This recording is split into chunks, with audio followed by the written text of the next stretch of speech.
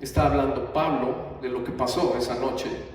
Yo recibí del Señor lo mismo que les transmití a ustedes, que el Señor Jesús en la noche en que fue traicionado, tomó pan y después de dar gracias lo partió y dijo: este pan es mi cuerpo que por ustedes entrego.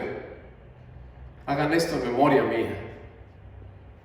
De la misma manera, después de cenar, tomó la copa y dijo: esta copa es el nuevo pacto en mi sangre.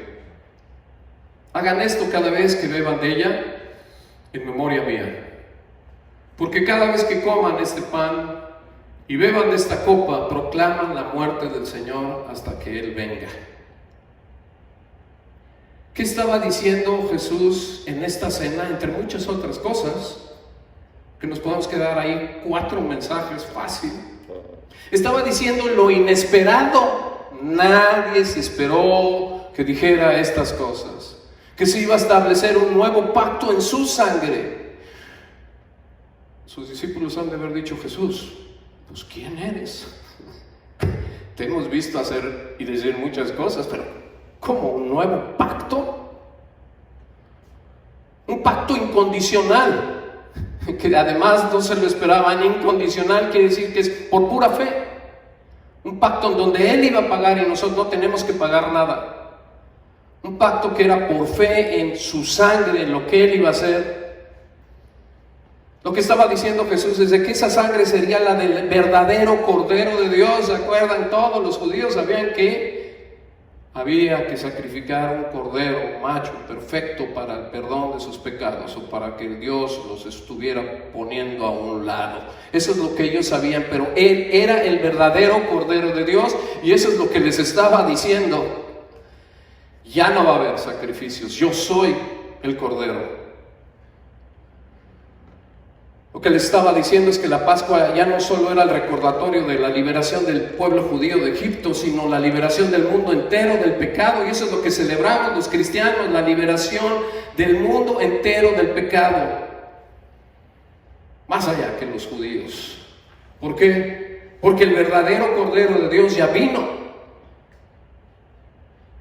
En pocas palabras les estaba diciendo que de ese día en adelante deberían de celebrar no la libertad del pueblo judío de Egipto, como dije, sino la libertad del mundo entero de Satanás. Porque Satanás fue el que metió la duda con Adán y Eva, y todo lo que sabemos del pecado salió a relucir. Y somos sus esclavos, porque pecamos de arriba abajo. Y lo que vino a hacer Jesús es liberarnos de esa autoridad malvada que tiene el mundo. ¿Se imaginan lo impactante que fue oír eso para esos hombres? Que después de la crucifixión entendieron mucho mejor, porque pudieron ver la semejanza de que la sangre de un cordero sobre el dintel de las casas de los judíos, ¿se acuerdan? Que Dios les dijo: para que salgan necesito que pongan la sangre de un cordero en el dintel de sus casas, y si ahí está la sangre, el ángel de la muerte pasará sobre eso. Passover le llaman en inglés. El ángel pasó sobre. Nosotros le llamamos Pascua.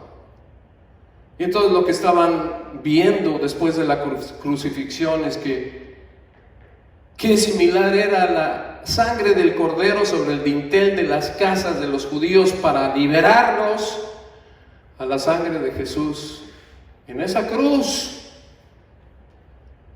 Un dintel casi para salvarnos. La sangre del cordero sobre la cruz es la que en verdad salva al mundo entero de la esclavitud que tenemos del pecado. Esa sangre los salvaría no solo a ellos, a los judíos, sino a todo el mundo, espiritualmente hablando. Y entonces, ¿para qué es la cena del Señor?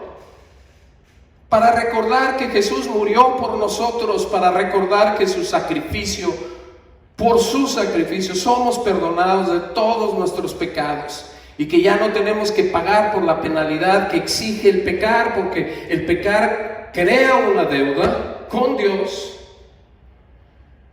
y que Jesús ya la pagó. Jesús, ese cordero que por su sangre la muerte ya no nos puede hacer daño, la segunda muerte, la espiritual, ya no nos puede hacer daño. Esas son las buenas nuevas que vino a decir y que no entendieron para nada los que estaban ahí con él hasta después, pero que nosotros entendemos. Y que quizás muchos de ustedes que están ahí en sus casas viendo, escuchando, y ojalá hayan llegado hasta aquí, si solo aceptan que la sangre del verdadero Cordero de Dios pagó por sus pecados, la promesa de Dios tiene vida eterna, entran a su reino. No es por obras, para que nadie se vanaglorie. Las obras son importantes, como hemos dicho muchas veces, pero no para entrar, no para ser salvos. Esa palabra salvación, salvación eterna. Y entonces si aquí, ahí en sus casas, solo dicen esto de corazón: Padre, reconozco que he pecado en contra de ti y acepto que Jesús, tu Mesías, es el Cordero tuyo que vino a derramar su sangre por mí. Acepto eso. La promesa de Dios es: entran a su reino. Es el único requerimiento, un nuevo pacto incondicional para nosotros, solo por fe, solo en su sangre. Imagínense qué buenas nuevas nos estaba diciendo Jesús. ¿Y por qué estamos terminando esta serie de mensajes con esto? Porque estas son las mejores noticias que van a oír en sus vidas. De que ya hay solución a un problema que empezó con Adán y Eva.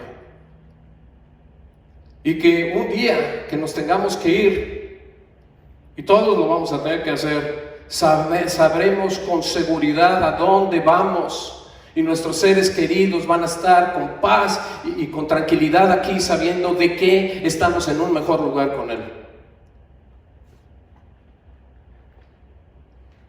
Última pregunta: ¿pero qué el Mesías no debería de haber sido un rey? Nos podríamos preguntar. Y la respuesta es sí, pero este rey primero vino a servir. Una vez más, la gente que esperaba que Dios mandara a un guerrero, a un militar, a un estratega para salvarlos, se dieron cuenta de que Dios tiene otro plan, y su plan era mandar un humilde carpintero al cual siguieron un grupo de personas muy pequeño que cambió al mundo entero. Lo inesperado, ese es Dios, que hace lo inesperado.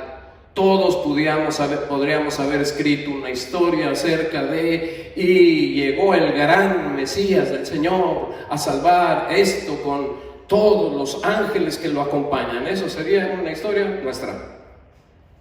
La historia de Dios es: mandó un humilde carpintero con un grupo pequeño de personas para salvar al mundo y cambiar al mundo. Solo Dios puede hacer eso, lo inesperado. ¿Quién es Dios? Terminando esta serie y entrando a otra la próxima semana.